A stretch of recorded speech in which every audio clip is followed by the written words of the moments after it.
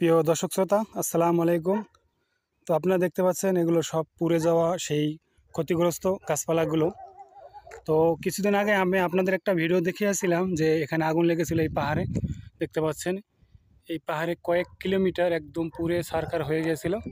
তো সেদিন আপনাদের দেখেছিলাম যে হেলিকপ্টার যোগে এখানে পানি আনছে, তাও ওখানে নিভাতে পারেনি। কয়েক ঘন্টা ছিল সেই ক্ষয়ক্ষতি এবং সেই অগ্নি।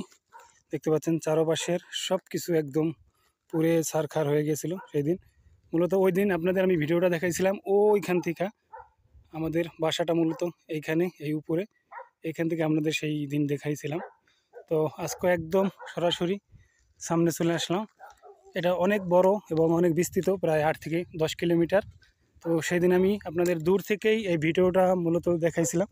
আজকে একদম সামনাসামনি চলে আসলাম। দেখতে পাচ্ছেন যে রাস্তার পাশের যেই গাছপালাগুলো এবং দূরের গাছপালা, যে বিল্ডিং, যদিও এগুলো এখানে মানুষ বসবাস করে না, তারপরে এগুলো মোটামুটি অনেক ক্ষয়ক্ষতি হয়েছে। দেখেন একদম উপর থেকে নিচ পর্যন্ত কোনো গাছপালা জীবিত নাই। আমি যদি আরও সামনে যাই তাহলে আপনারা দেখতে পারবেন ক্ষয়ক্ষতি কী পরিমাণ হয়েছিল। আসলে এই দেশে আগুন লাগলে নিভানোর মতো কোনো ক্যাপাসিটি থাকে না, কারণ এটা পাহাড়ের উপরে হওয়ায় এবং সাগর বা সমুদ্র অনেক দূর হওয়ার কারণেই মূলত পানিও আনা যায় না এবং নিভানো এটা খুবই ঝুঁকিপূর্ণ হয়ে পড়ে। দেখতে পাচ্ছেন সব কিছু পুরো একদম উপর থেকে নিচ পর্যন্ত সব কিছু পুরে ছারখার